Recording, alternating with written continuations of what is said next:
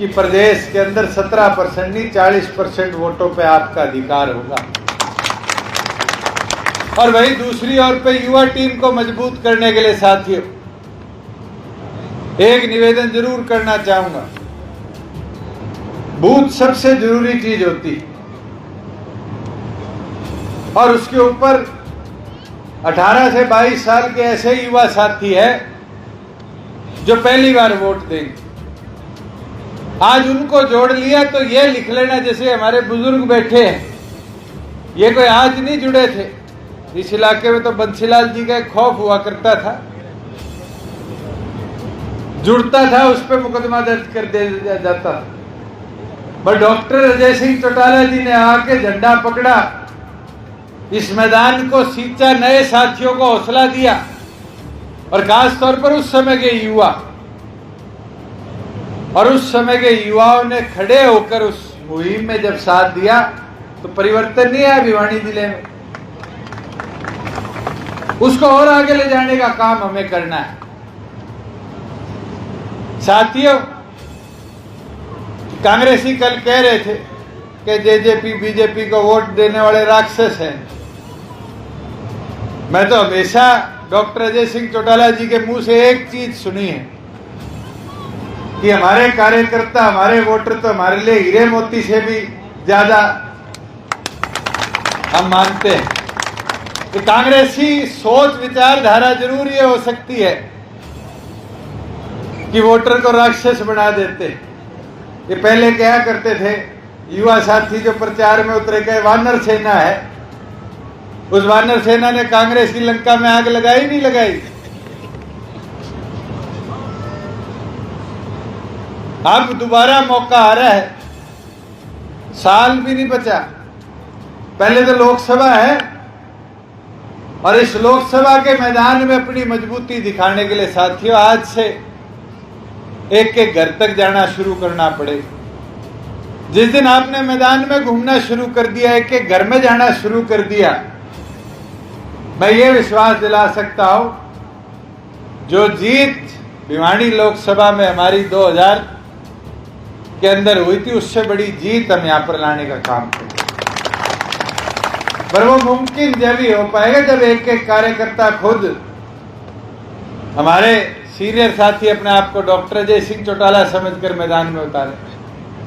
जिस दिन उतार दिया, ये लोग कहते हैं ना रुस्से हुए हैं, कोई रुस्सा हुआ नहीं है, इंतजार कर रहे, आओगे, मिलोगे, काम करोगे, सुनोगे। मैंने एक चीज, पूरे हरियाणा प्रदेश का दौरा मैंने किया है, एक चीज देखी भी है, समझी भी है। लोग कहते थे राज्य में आगे किसान आंदोलन आ गया, कहते छोड़ देना चाहिए। मुझे 5 चीजें गिनवा दो, अगर राज्य में होते तो क्या पूरी हो पाती। 75% को कानूनी रूप दिया, विधानसभा से गवर्नर से अप्रूव कराया, कोर्ट ने रोक लगा दी, उसकी लड़ाई लड़ी, रोक हटवाई, अब हर रोज बहस चल रही है। अगर राज्य में नहीं होते तो क्या कानून बनता युवाओं के लिए। ये 50% आबादी पंचायतों में बिठा दी महिलाओं की, अगर राज्य में हिस्सेदारी नहीं होती तो क्या कभी बनता कानून। आज फसल लेके मंडी में जाते हो, 1 घंटे में ट्राली खाली हो जाती है, 2 दिन में पैसे खाते में आ जाते हैं। अगर राज्य में हिस्सेदारी ना होती तो क्या ये मुमकिन हो पाता। मुझे वो दिन भी याद है, मंडियों में 2-2 दिन ट्राली पे किसान सोया करता था। मेरे तो बाजरा देखा हुआ है, महेंद्रगढ़ ड्यूटी थी, डॉक्टर साहब का चुनाव था, महेंद्रगढ़ मंडी से 1.5 किलोमीटर तक ट्रालियां खड़ी थी, जाम लगा हुआ था और ट्रालियों पे किसान सो रहे थे। आज तो ये है अगर सरकार बाजरा नहीं खरीदती तो भी ये किसान को मौका देती है कि भावांतर भरपाई पे तुम्हारे खाते में पहले पैसा डाल दे। डालते हैं नहीं डालते। कभी ये मुमकिन हो पाता राज्य में हिस्सेदारी नहीं होती। साथियों, मैं एक चीज जरूर आपको बता सकता हूं। अब हमने निर्णय लिया था कि सारे जितने हमारे अमर शहीद हुए हैं उनके नाम पे गांव के स्कूल करेंगे। और मैं खुशी के साथ कह सकता हूं, कल 15 अगस्त है, कल सुबह ये जो कागज सरकारी प्रिंट होता है ना, गवर्नमेंट सीनियर सेकेंडरी स्कूल, नाम लिख दिया होगा, उस पर नहीं छपा।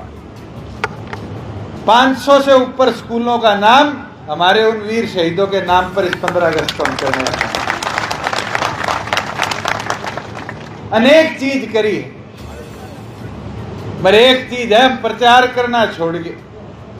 पहले क्या करते थे, चौधरी देवीलाल का एक सिपाही, एक कार्यकर्ता 100 कांग्रेसियों को चुप करा के रखता है, और आज वो झूठा प्रचार करते हैं और अपने वाला चुप बैठा रहता है। साथियों, ये हमारी कमी है। आज उससे सवाल पूछो, जो लोग आरोप लगाते हैं उनसे पूछने का तो काम करो। मुझे याद है, मेरा पहला साल था, कोरोना आ गया और एक बात करेगी, रजिस्ट्री घोटाला हो गया। मैंने पूछा, मैंने ये तो बता दो घोटाला हुआ क्या? 2 नंबर की कॉलोनियां बस्ती थी, उनकी रजिस्ट्रियां रुक गई, तो जिनकी जेब में 2 नंबर का कॉलोनियों का पैसा जाता था वो रुका हुआ। घोटाला रोका या किया? 6100 करोड़ रुपया 2019 में सरकारी खजाने में इसका आया था, स्टैंप ड्यूटी का। इस साल 10,400 करोड़ रुपया आया है। 4,300 करोड़ रुपया फालतू। ये कोई घोटाला है? ये तो चोरों की चोरी रोक दी, जो लगे हाथ चला करते थे उनका काम बंद हो गया। अगर किसी को बैंक में लोन लेना पड़ता था फर्ज निकालने के लिए, 7 दिन लगा करते थे, नहीं लगा करते थे। पहले तो रजिस्टर की नकल करा के ले आओ, फिर पटवारी साहब को ढूंढो, फिर पीछे पीछे हांडो उसके। कभी मोहर रह जाती थी, कभी पेन रह जाता था। आज तो गांव के CHC में जाओ, 20 रुपए सरकार को दो, साथ की साथ फर्ज निकलती है, नहीं निकलती। किसी की मोहर मरवाने की भी जरूरत नहीं। ये मुमकिन क्यों हो पाया? क्योंकि राज में हिस्सेदारी थी। गांव में चले जाते थे, औरतें सबसे आगे पहले कहती थी पीला राशन कार्ड बनवा दे। आज तो फैमिली आईडी पे 180 से जिसकी कम इनकम है, 1 मिनट में गांव का छोरा ही उसका पीला राशन कार्ड निकाल के देता है। बाबुओं के पास जाना बंद हो गया दफ्तरों। 600 ऐसी सुविधा है, 600 इनकम सर्टिफिकेट हो, आपके डोमिसाइल वेरिफिकेशन हो, जो गांव में कट जाते हैं। ये इसलिए मुमकिन हो पाया कि राज्य में आपकी हिस्सेदारी थी। अभी कृष्ण जी लिस्ट पढ़ रहे थे गांव की, मेरे को बड़ी खुशी हुई। इसके अंदर बड़ी समस्या क्या लिखी कि गौशाला में शेड बनवाया जाए, 12 से 15 लाख रुपए रखे जाएंगे। मैं बताना चाहूंगा कि मेरे पे आरोप तो लगाते हैं शराब वाला। 400 करोड़ रुपए इस बार शराब की बिक्री में से सिर्फ गौशालाओं के उन्नति और विकास के लिए हमने काट कर दिए। और जितनी जल्दी गौशाला जो रजिस्टर्ड है वो, और ग्राम पंचायत गौ सेवा आयोग के ऊपर रजिस्टर करके और अपना रेजोल्यूशन भेजेगी, एक शेड ना मांगो, चारे के लिए गोदाउन भी मांग लो और छत पे सोलर भी मांग लो। भाई दुष्यंत चौटाला जिंदाबाद जिंदाबाद जिंदाबाद। आज बिजली का बिल से बचने के लिए सोलर सबसे अच्छी सुविधा है। वैसे ही जो स्कूल की आपकी मांग है, कमरे बनाए जाए, ये प्रिंसिपल साहब से जितनी जल्दी लिखवा के और डायरेक्टर एलिमेंट्री एजुकेशन को या सेकेंडरी एजुकेशन को भिजवाओगे, उतनी जल्दी आपके नए कमरे। 1500 करोड़ का बजट है, मेरे ख्याल से अब तक 800-900 करोड़ रुपए दे पाए।